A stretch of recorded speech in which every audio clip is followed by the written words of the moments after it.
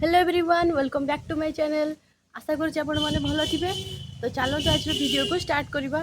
तो आज भिडटी हूँ आप सनस्क्रीन किणला बेले कौ चारोटी पॉइंट उपर विशेषकर ध्यान देवे। तो नंबर 1 पॉइंट हूँ SPF सन प्रोटेक्शन फैक्टर। तो जिते बेसी वाला SPF वाला सनस्क्रीन आप किणवे तो से अधिक समय पर्यंत आपको फेस को सन ठार प्रोटेक्शन मिल पार।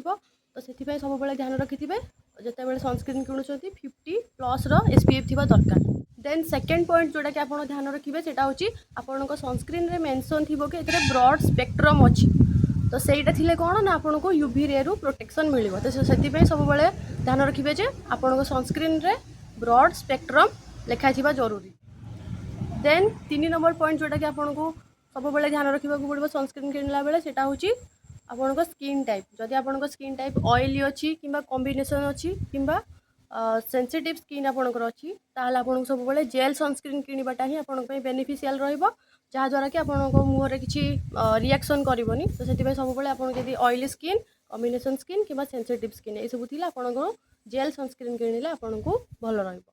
देन 4 नंबर पॉइंट जोटा कि आपको सब मन रखा पड़ो सनस्क्रीन किणला बेले सेटा हूँ कौन ना आपंकर सनस्क्रीन रे फ्राग्रेंस ना नमती बास्ना हो नदी फ्राग्रेंस आड हो सनस्क्रीन रे ताल आपंकर स्किन रे किसी रिएक्शन करे।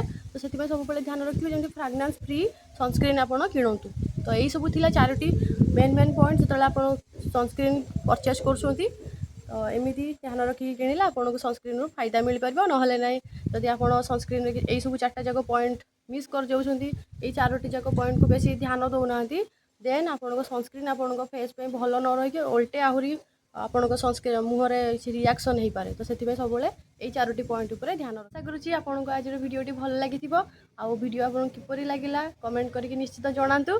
आउ सब्सक्राइब जदि करना मो चैनल को देन सब्सक्राइब निश्चित कर दिंतु। आउ समस्त सहित शेयर करूँ वीडियो को लाइक कर दिंतु।